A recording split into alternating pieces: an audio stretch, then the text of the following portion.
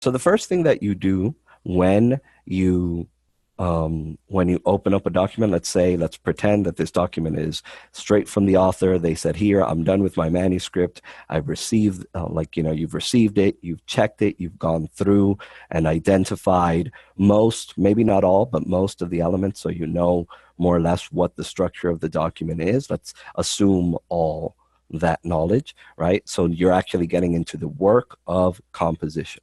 Right. So the first thing that you would do is you would apply the ScML template. The way that you do that here, again, remember, this is just an overview, so I'm not going to be doing everything step by step.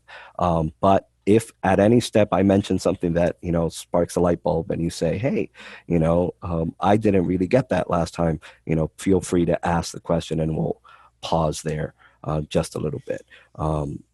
And so the first thing that you want to do is you want to apply the ScML template. And the way that you do that is you would go to the SAI, wherever that is on your ribbon, and you would click on Apply ScML Template.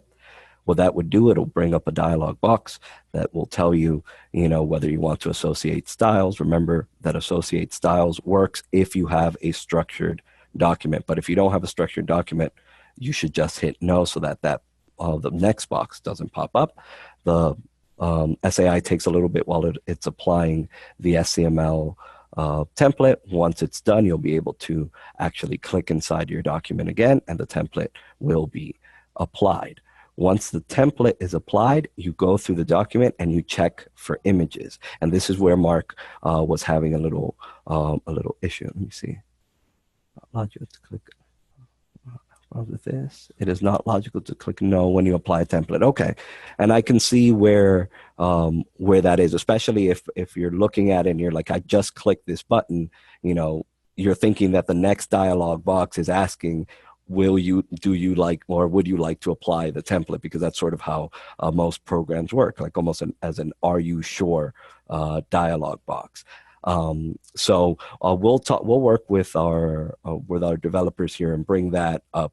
That might be confusing, especially if you're working on many files and you're not exactly reading everything that the dialog box says. But for the time being, do realize that when that dialog box comes up, it'll say like, do you want to associate styles? And I know that that's not exactly clear, but understand that associating styles and applying the template are two distinct things. When you apply the template, when you click that button, you've already said, yes, I'm applying the ScML template, but I am not associating any of those ScML styles with the styles currently in the Word document. So we'll address it that way, and we will, as I said, take this feedback and take it to our developers and say, hey, this is kind of like a bit illogical, to most people who are used to like saying, click on something and then yes as a confirmation. Thank you, Mark, for that feedback. So just to reiterate, we would want to hit no if our document is not structured. However, if it is structured, let's say every heading 1 is correct and you want to associate heading 1 with a head, you would click yes at that point and you would be able to do that. We're not going to do that today, but if you have questions about that later, please feel free to ask me or Tim, and we will be more than happy to help you out. So continuing on, we're going to go through the document and check for images. As you remember from last class, we already did that. We checked through. We had that nice image of the cat attacking the other cat, right? And we took that and we removed it. We can use either save picture, right? So I'm not going to do that here, but you remove the image. Let's just say we removed it from the Word file and we inserted an image query. And I'm going to just scroll down to where that was. So that's what I'm currently doing now. And let's pretend that we just removed our image. So I'm just going to go ahead and remove that just for the sense of tutorial, right? We remove the image and we're left with, actually, let's do that. And we're left with this blank paragraph. Because I brought it in from the paragraph above, it keeps the style here. So, but don't worry about that for now. So we're left with here, to insert an image query, all that you need to do is go here to insert in the SAI, go down to IM for image query, It's going to ask you to put in your figure file name. So I'm going to put in OTN demo fig01.jpg because that's what the figure file name is, right? And by the way, you do not have to, abide by our, naming structure. It does make it easier. The reason that we do it is because if we have multiple figures in a document, we're able to just, style them, or excuse me, name them figure 1, 2, 3, 4, and so on in order. But again, you don't have to go by that. You can actually put in whatever the figure name is in here. You would hit OK, and that would automatically insert it composed as fig, as you can see here. Sorry.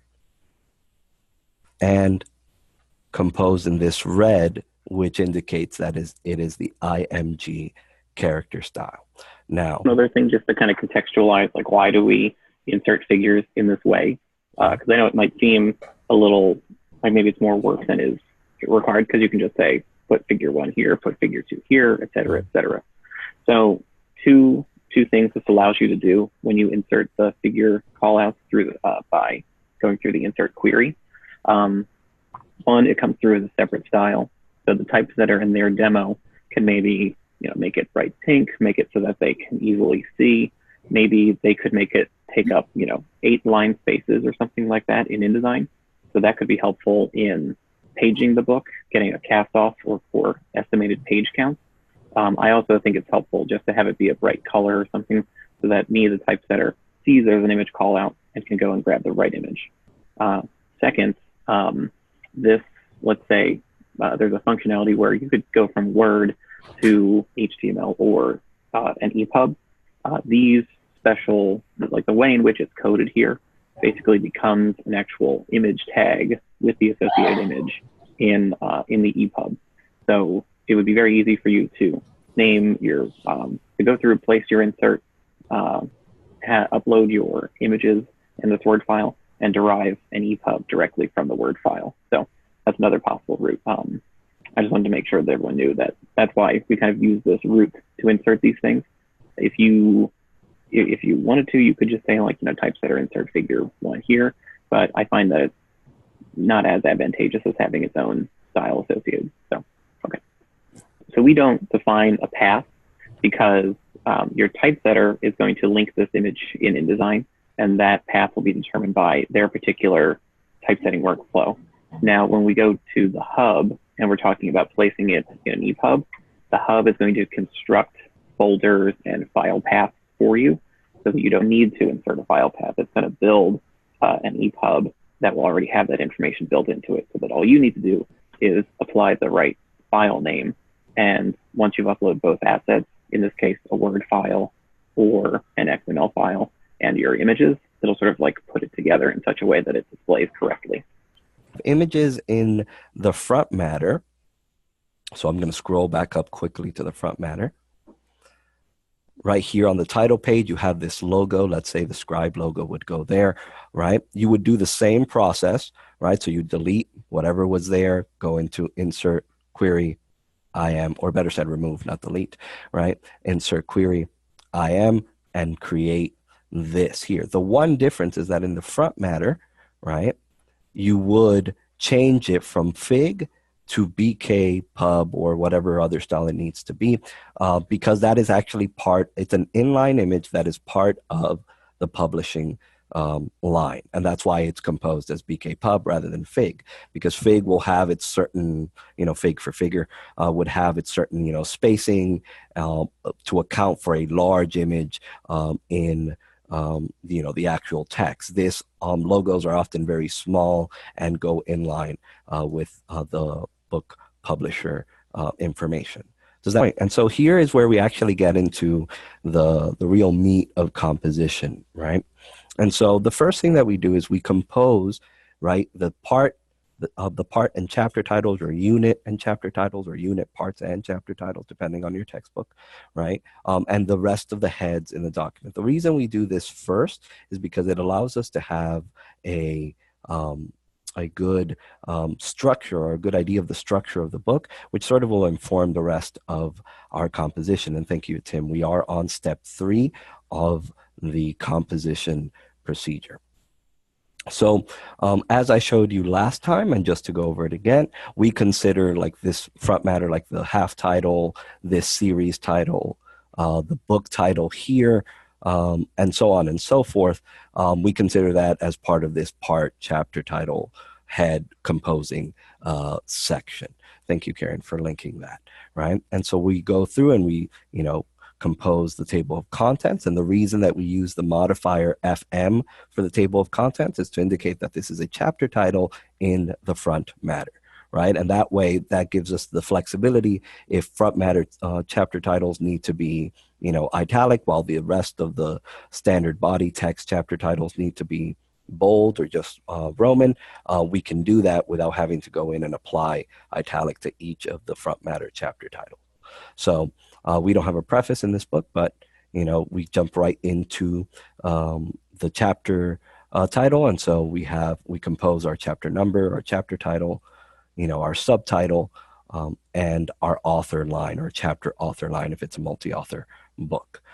And so continuing on, right? If let's say we went ahead and we composed our heads, we composed our chapter titles, and we have everything, but now we need to get into the actual composition of the chapters, right? Moving on to step 4 in the composition procedure, right? The first thing that we need to do is we need to apply rendering, right, to the rest of the document to make sure that we don't lose any italics or any bold while we're composing any of the paragraph styles that we'll be composing next. And the way that we do this is by going to the SAI, going to cleanup, as you see here.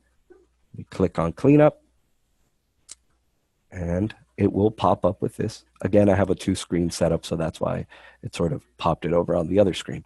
And all we worry about is this rendering option here. We make sure that that's checked, and we hit OK.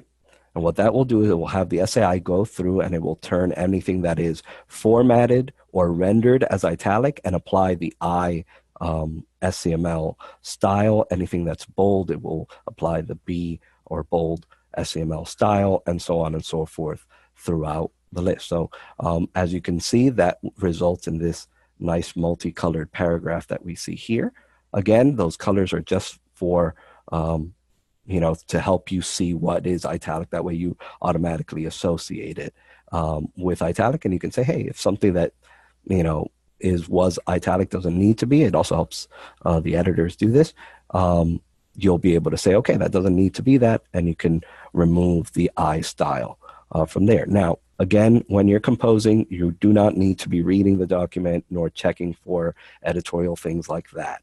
That will just sort of slow down the composition process. And that's why editing is something that we treat as separate from composing. Sometimes the composer and the person who edits are the same person. That is also an option,